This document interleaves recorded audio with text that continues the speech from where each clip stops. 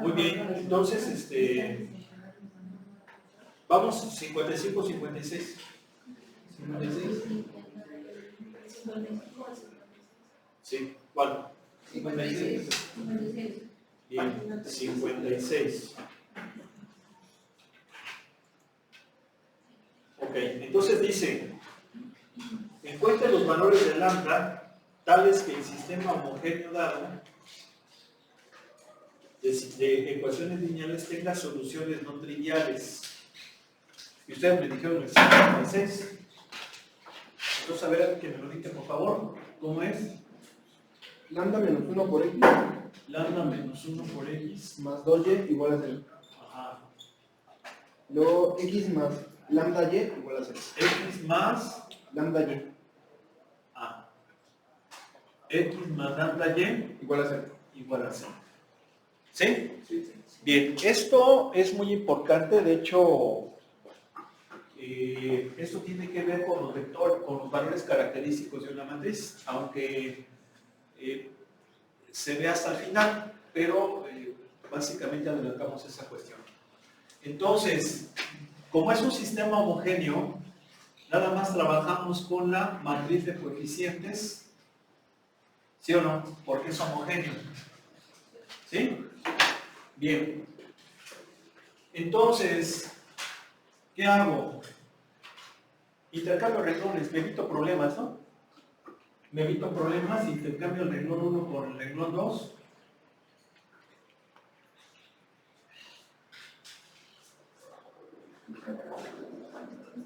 ¿Sí? Luego, ¿qué haría? Multiplico por menos lambda más 1 al primero y se lo sumo al segundo. ¿Sí están de acuerdo para eliminar este? ¿Sí, ¿sí o no? ¿Sí? Y entonces me va a quedar menos lambda más 1 por lambda menos 1, 0. Esto por esto es menos lambda cuadrada menos lambda más 2 menos lambda cuadrada más, perdón, a ver, es que es, para que no le hierren, es más lambda más 2. Sí, porque es este por lambda me da menos lambda cuadrada más lambda. Y eso se lo le sumo el 2. ¿Sí están de acuerdo? ¿Sí o no? Oigo. Sí. Bien. Sale. Como es un sistema homogéneo, un sistema de este tipo es siempre que. Es siempre que.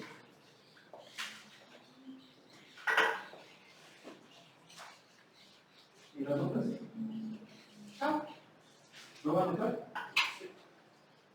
Ya vamos a media clase.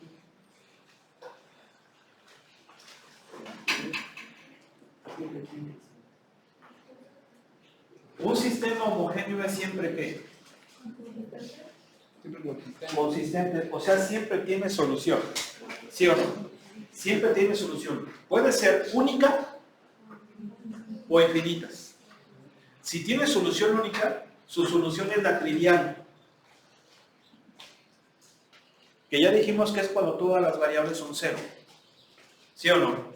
Recuerden que trivial aquí se traduce como obvio. Lo obvio.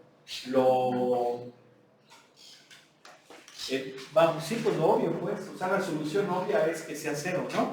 ¿Sí o no? Bien. Entonces, aquí me está pidiendo el ejercicio que encuentre los valores de lambda para que las soluciones no sean triviales.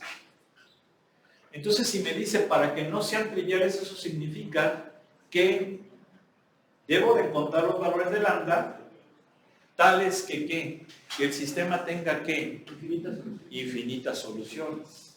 ¿Sí o no? ¿Por qué? Porque si yo analizo el sistema bajo la condición de que tenga solución única, esa solución va a ser la trivial. Y el ejercicio me pide que no sean las triviales. Luego entonces la única opción es que sean infinitas.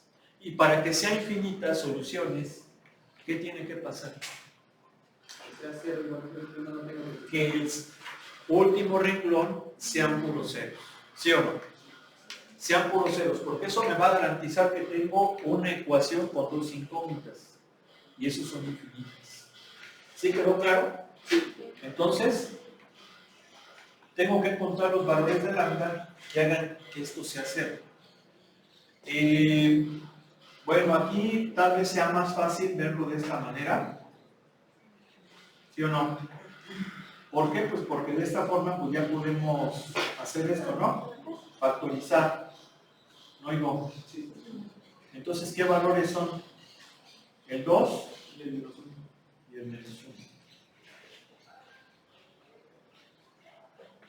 ¿Sí o no? ¿Sí?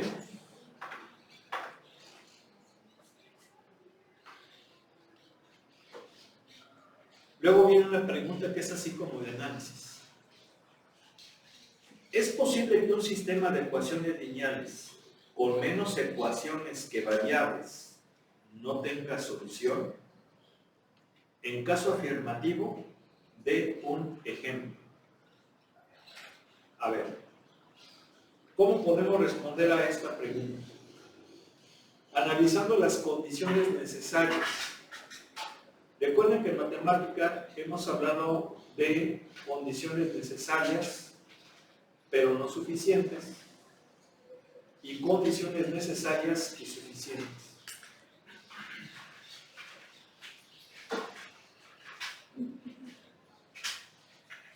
¿A qué me refiero con esto?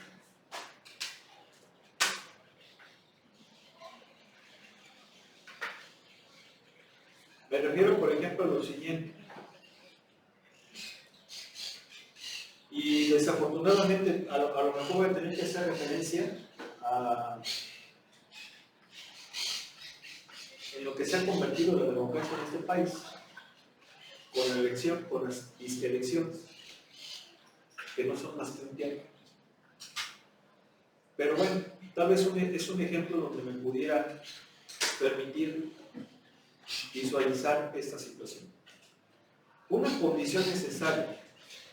Miren, es más, olvidémonos de la política porque sinceramente sí, no es agradable.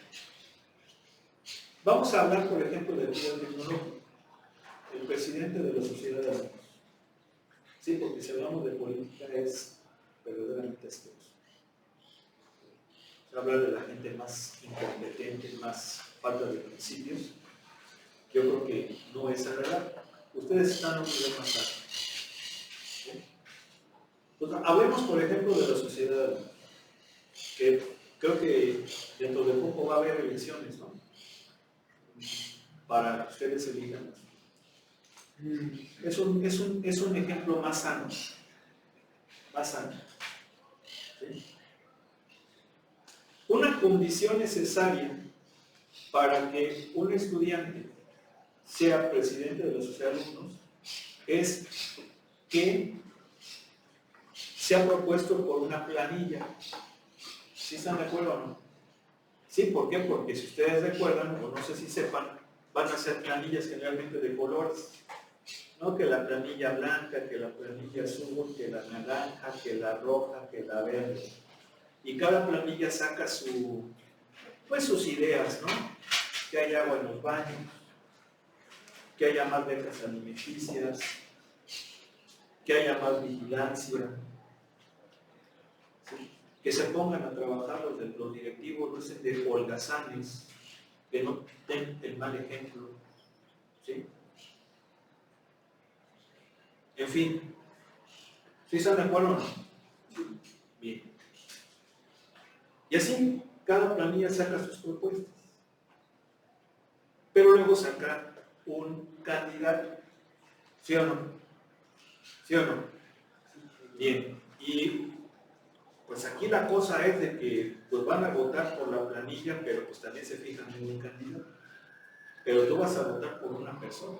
Bueno, es que generalmente así es, ¿no? Es que este chavo es deportista, este es sacado, ¿sí? O este es bien de la gente, este no, en fin. ¿Sí o no?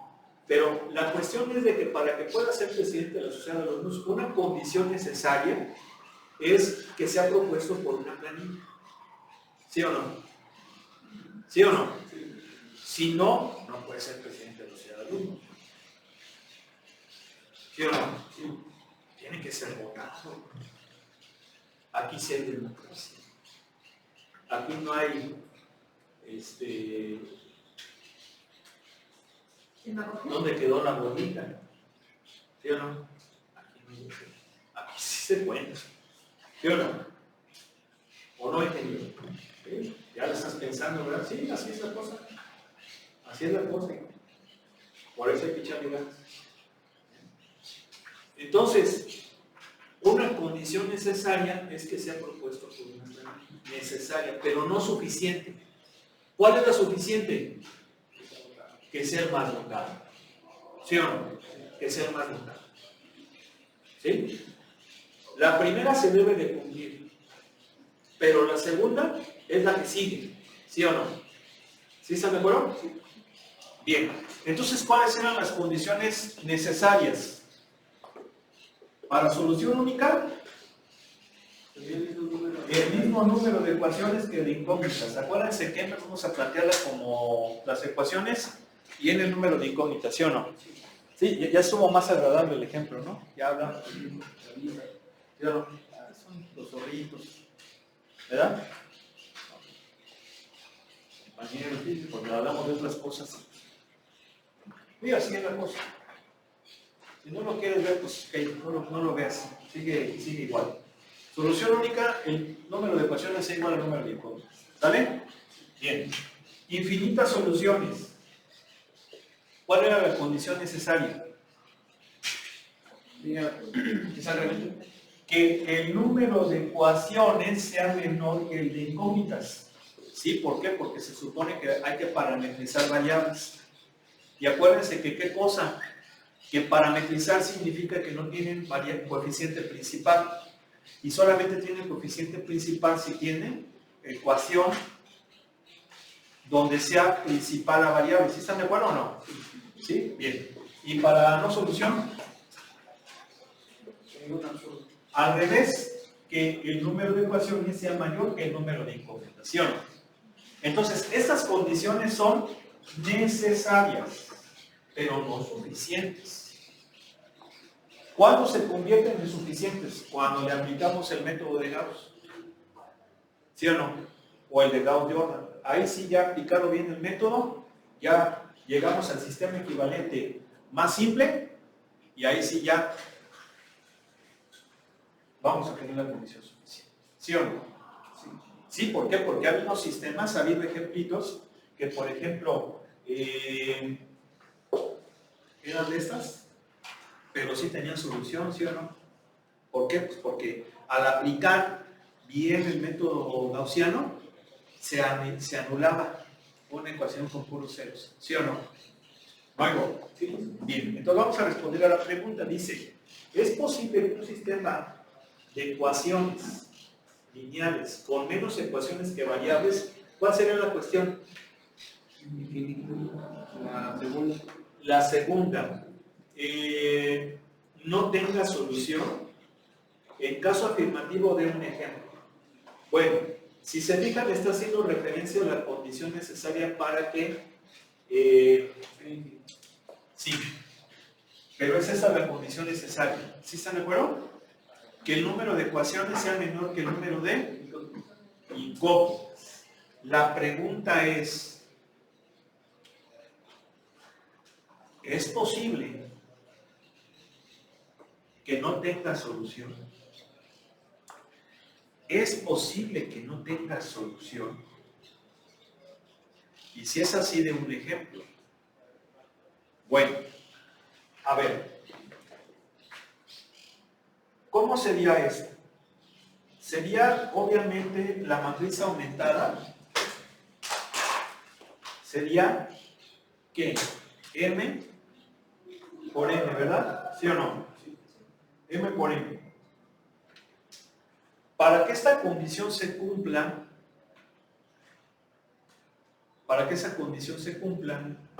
se necesita ¿qué cosa? Para que no tenga soluciones.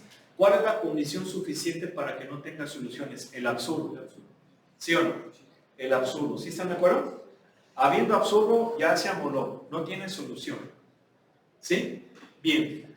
Es posible que teniendo menos ecuaciones e incógnitas lleguemos a un absurdo? Sí. Sí, porque podemos tener, por ejemplo, bien, me voy a inventar, ya veamos qué dice, a ver, un ejemplo. Ya dando el ejemplo, ya. ¿Sí o no? Está como la canción esta del, ¿cómo se llama? Del potrillo, ¿no? Mátalo, ¿sí o no? ¿Sí dice así la canción, no? Mátala, ¿cómo? Échale, échale, échale. Ok. Bueno, pero ya con esa la matamos, ¿sí o no? Ahí está. Bien. A ver, vamos a pensar un ejemplo. Donde tengamos un absurdo. Fíjense bien. A ver. X más 2y más z. 1, 3 por 3. Así para que sea más o menos. Pero recuerden que qué cosa partimos de esta hipótesis. ¿Sí o no?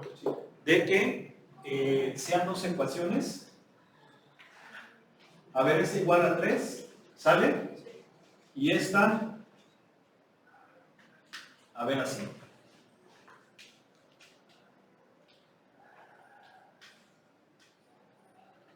¿Están de acuerdo que ese sistema que se cumple esto? Sí, ¿por qué? Porque es la matriz de coeficientes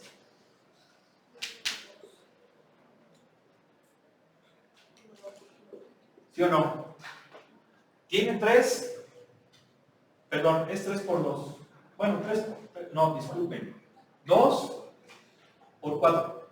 Tomando en cuenta la de términos independientes. ¿Sí o no? ¿Están de acuerdo, sí o no? Sí. Bien. ¿Qué pasa si yo le aplico la operación elemental esta? ¿Qué me va a quedar?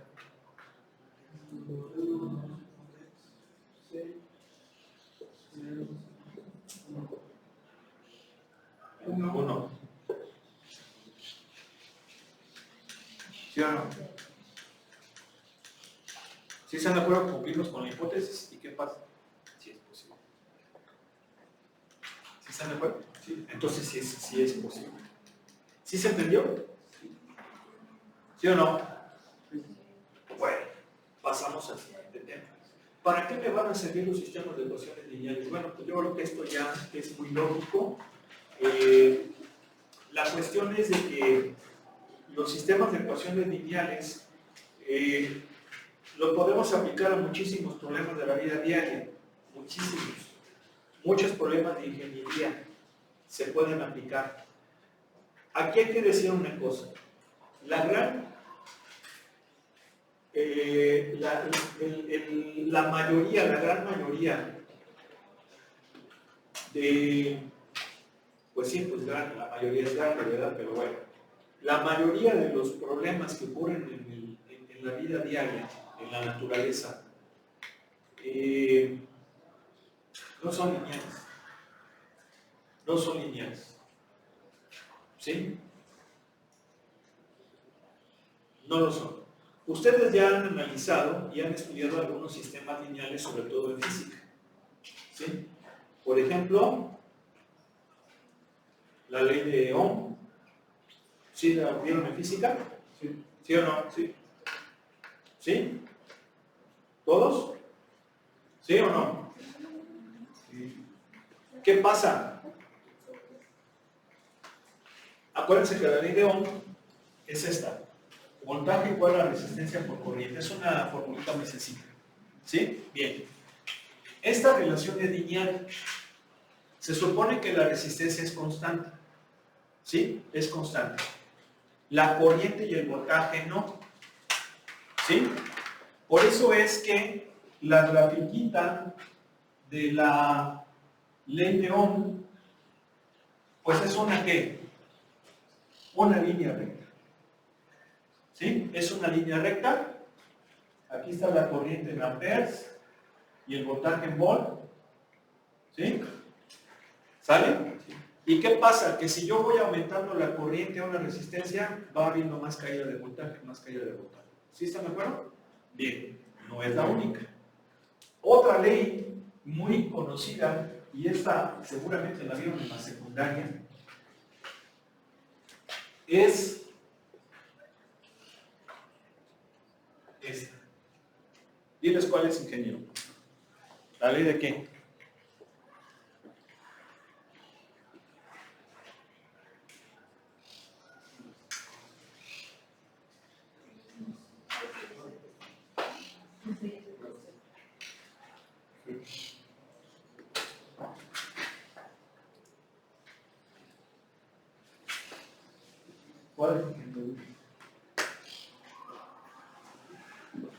mecánico?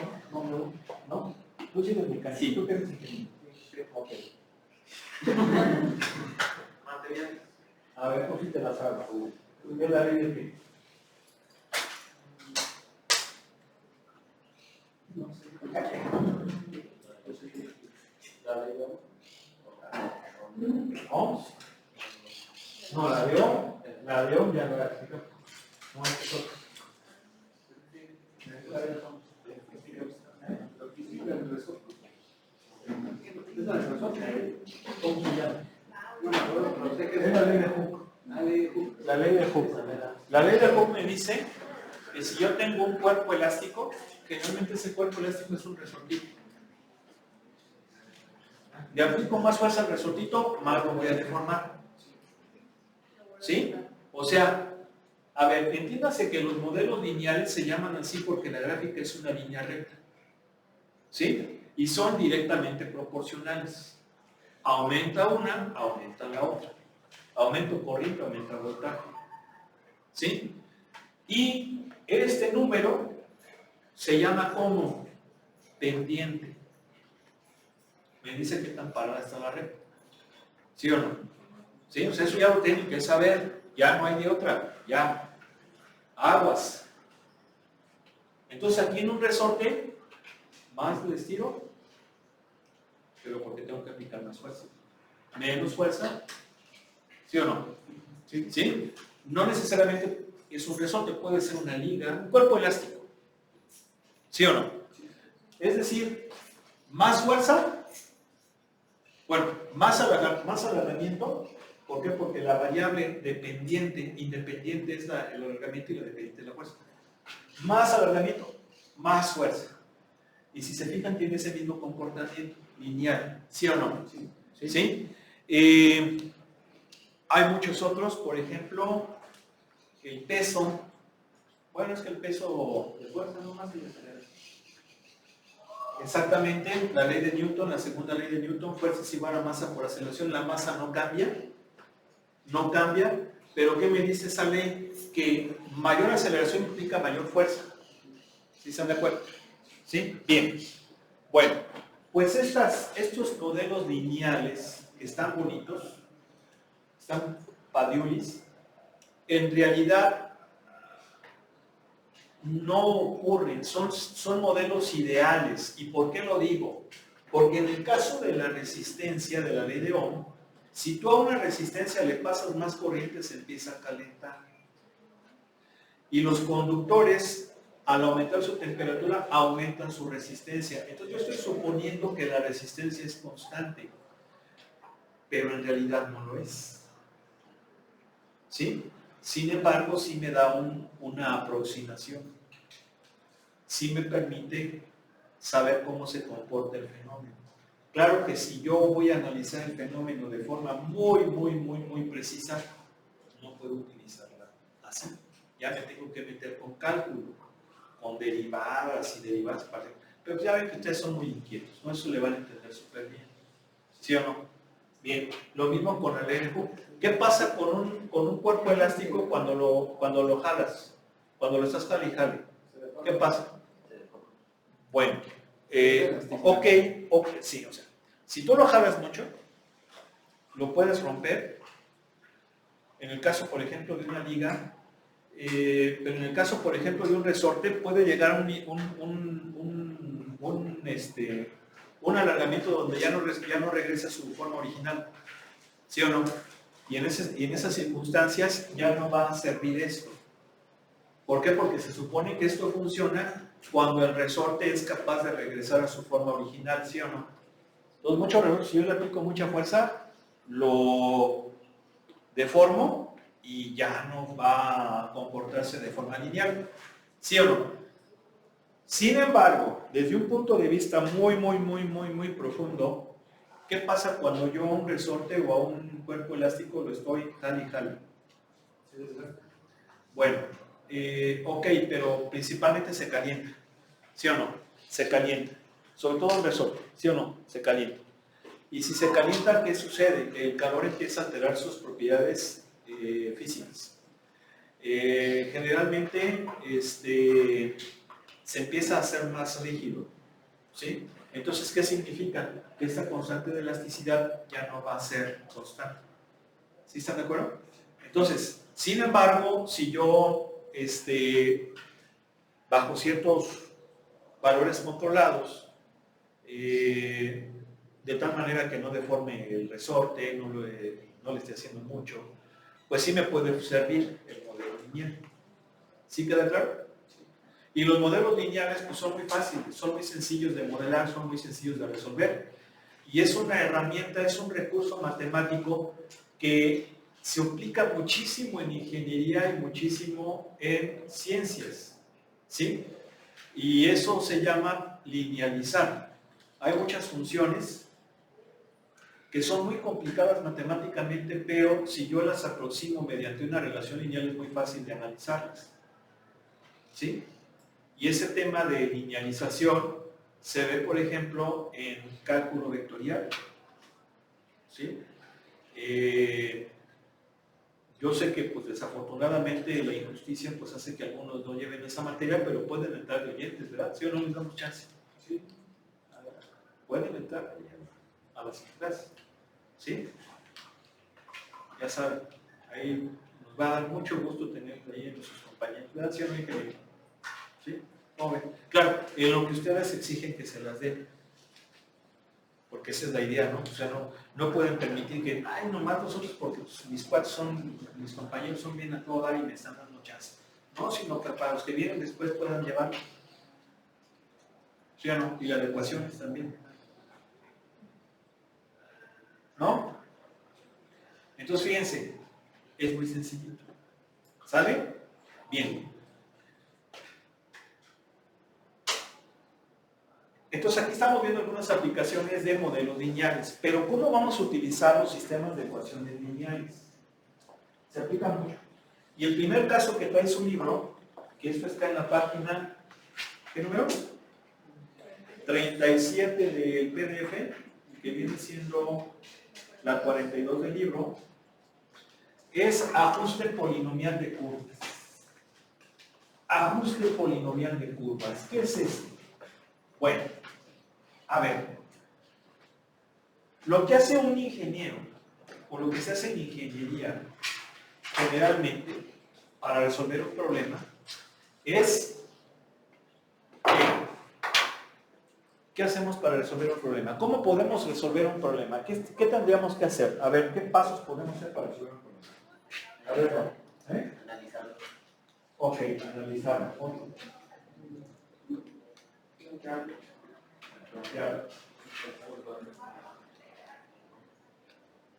Recabar información, datos, ¿sí o no? Sí, yo necesito datos, información. Si no, ¿cómo voy a resolverlo, no? ¿Sí o no? Aguas. Ahí hay que entrarse ya con lo de ingeniería de datos. Pero luego a ver si damos ahí en una charlita de esto. Entonces, necesito recabar datos, recabar información. Y de hecho, este es uno de los pasos del método cartocientífico, ¿verdad? ¿Sí o no? La observación, recabar datos, para luego empezar a verificar, ¿sí o no? Incluso es uno de los pasos también del método cartesiano, el método de Descartes, que tiene sus fallas, ya lo hemos dicho. ¿Sí o no? Descartes, recuerden, fue un filósofo, se le reconoce principalmente como filósofo, pero fue un gran matemático. Ahí está en el vídeo que les compartí. No, el de ustedes fue. Pero es que ya no sé si compartí. Por eso no compartí la sesión de vida ayer. Bien. Les comparten ahí. Voy a ver mejor.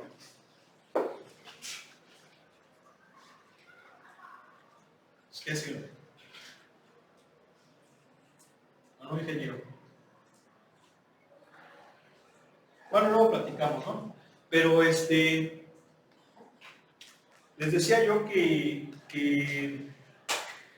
sus compañeros de los otros grupos, a ustedes les tocó el de complejos, el de imaginarios, el de ellos fue de cálculo integral, y se habla precisamente, por ejemplo, pues de Descartes, ¿sí? Y Descartes fue un gran filósofo y un gran matemático.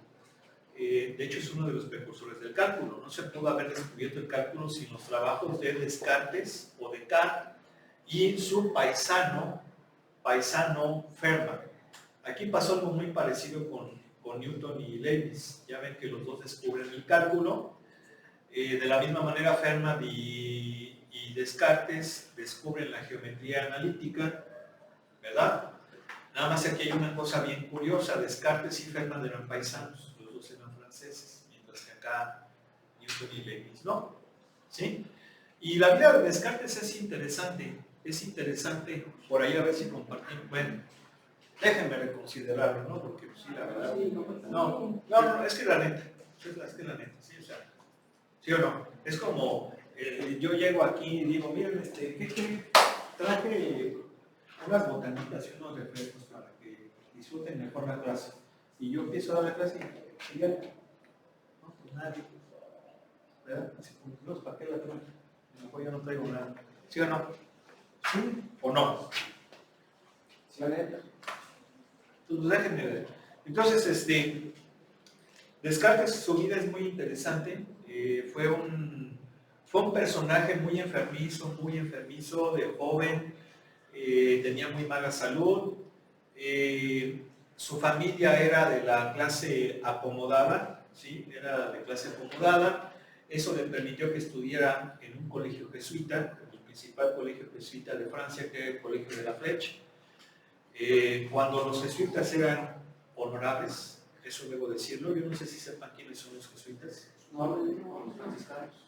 Es una orden religiosa fundada por San Ignacio de Loyola, que en su momento admiradísima, los jesuitas eran sacerdotes, bueno, es que ya no sé si sí son o no son, perdón, o sea, la cosa está bien cañona con ellos, actualmente, tendrá yo creo que de unos 50 años para acá, que ya no sabe uno qué rollo con los jesuitas, lo debo decir, aunque hay jesuitas muy honorables.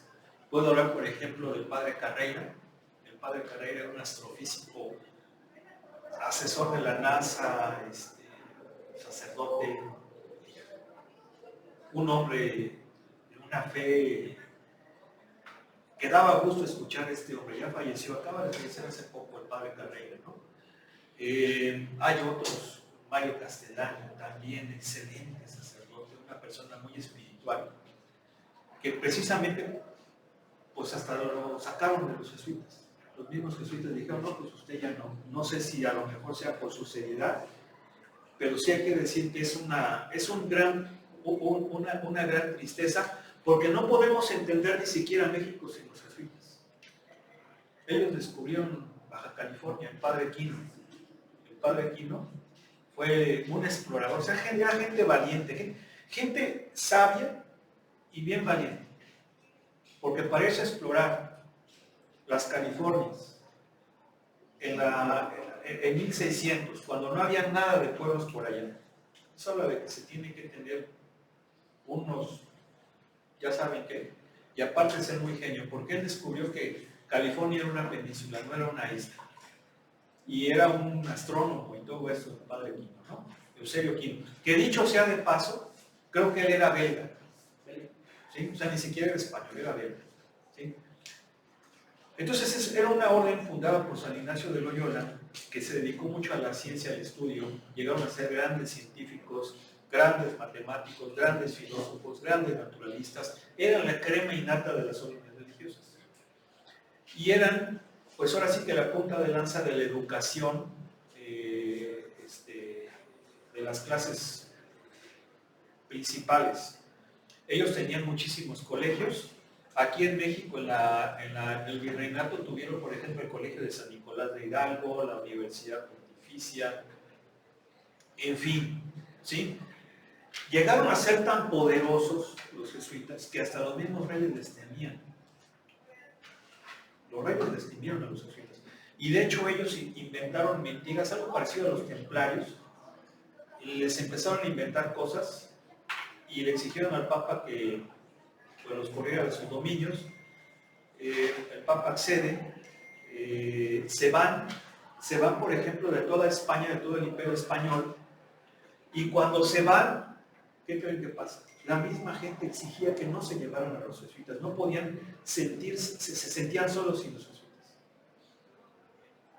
Dejaron un gran vacío.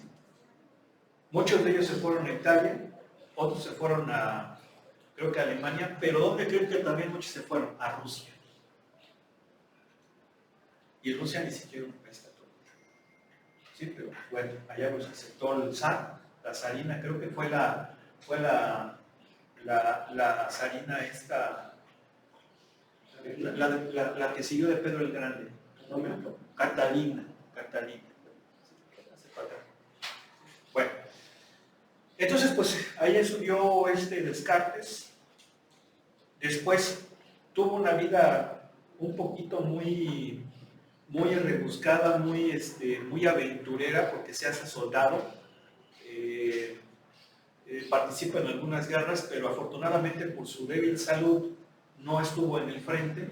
Sí, eso yo creo que fue una gran salvación, porque si Descartes hubiera estado en el frente, pues a lo mejor ya no hubiera sobrevivido y el mundo se hubiera privado de un personaje muy importante. Descartes entonces ahí empieza a reflexionar sobre el método cartesiano, que es el método racionalista. Descartes es el padre de la filosofía moderna. Y antes de Descartes, pues era la filosofía escolástica, ¿no? La filosofía medieval, que tenía principalmente como base Santo Tomás de Aquino. Aquí hay que decir que Descartes sí era un católico devoto. Sí, de hecho, él trataba de demostrar la existencia de Dios mediante la filosofía, mediante la razón, aunque pues ahí ya también se fue por algunas otras cosas, como todo. Saca ese discurso del método, descubre la geometría analítica, se concluye las guerras. Incluso aquí hay otra historia también muy bonita, que yo no sé hasta qué punto pudiera ser cierta. Yo creo que esto ya sería así como digno de que se estudiara. Pero yo por ahí en algún libro llegué a darme cuenta de algo interesante. Y eso algo interesante es lo siguiente. Cuando fue la época del virreinato aquí en México, y Vasco de Quiroga estuvo en Michoacán, que dicho sea de paso fue un excelente humanista, don Vasco de Quiroga. Todavía, si ustedes van a esas tierras purépechas de Michoacán, siempre les van a hablar de Tatabasco, ¿sí? Así le llamaban a don Vasco de Quiroga. Estamos hablando de una persona que vive en el siglo XVI. Todo el mundo le dice Tatabasco, porque fue el primer obispo de Michoacán. Entonces, en ese entonces, hubo un fraile que acompañó a Vasco de Quiroga, y fue un gran misionero. Y este misionero se le llamaba Jacobo Daciano. Jacobo Daciano fundó varios pueblos de ahí de Michoacán, entre ellos, por ejemplo, Zacapu, ¿sí? Que es una ciudad ahora. Es la que más recuerdo, porque pues, ahí yo andaba ahí como que estaba ahí con una de Zacapu, ya después ya no se pudo, pasó a la historia eso. Demos vuelta al libro, pasa nada, ¿no? Entonces ese pueblo lo fundó Fray Jacobo Daciano. Y Fray Jacobo Daciano era danés, fíjense nada más, era un misionero danés, o sea, ni siquiera español, danés.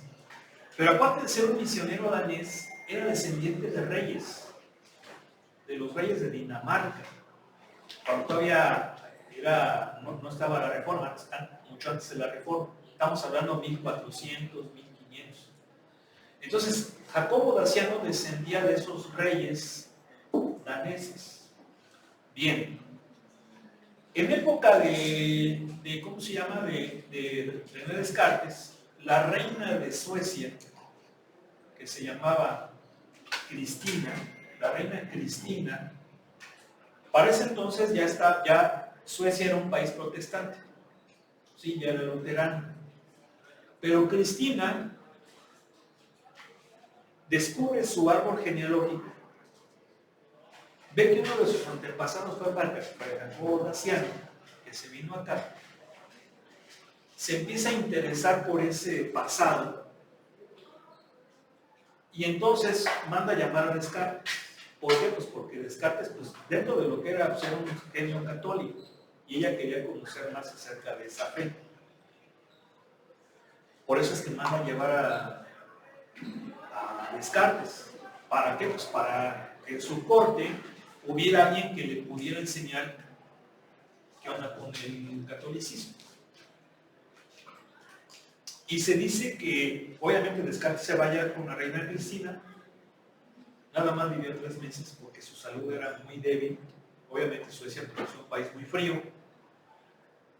Cuenta la leyenda, o bueno, no leyenda, sino las teorías es de que Descartes pudo haber muerto por el frío sueco o que pudo haber sido envenenado por los mismos cortesanos de Cristina que no podían permitir que la reina se hiciera católica. ¿Sí? Entonces ahí hay una teoría que no se sabe cuál pueda ser. Lo que sí es cierto es de que cuando Descartes fallece, Cristina se convierte, o sea, deja de ser protestante, se convierte al catolicismo y entonces ella ya no puede ser reina de Suecia.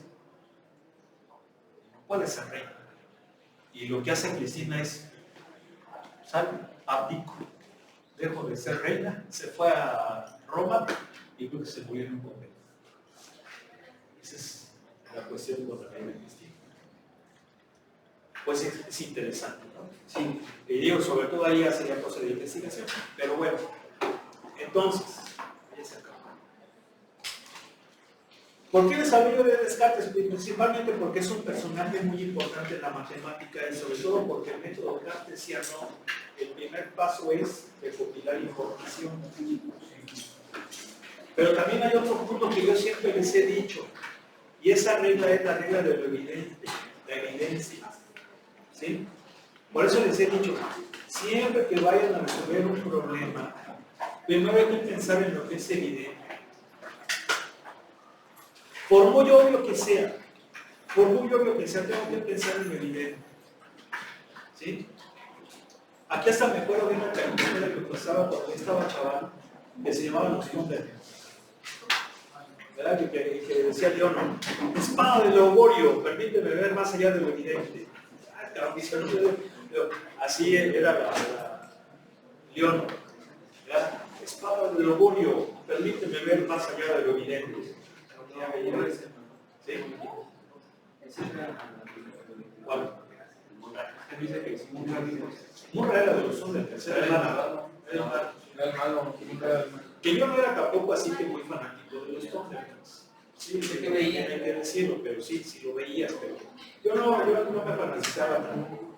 Sí, pero sí, yo estaba, que hablaba Chilión, y Cachicana, y Pantro, y todos esos compas, ¿sí? Y ahora ya son una cosa bien fea, ¿no? Ya no hay película, ya no hay caricatura como la de ahora. No, sí, ya. Bueno, ya se acabó. Bueno, por el modo. Entonces, pues ahí vemos qué onda con los vídeos, ¿no? Porque pues sí, yo no sé. No,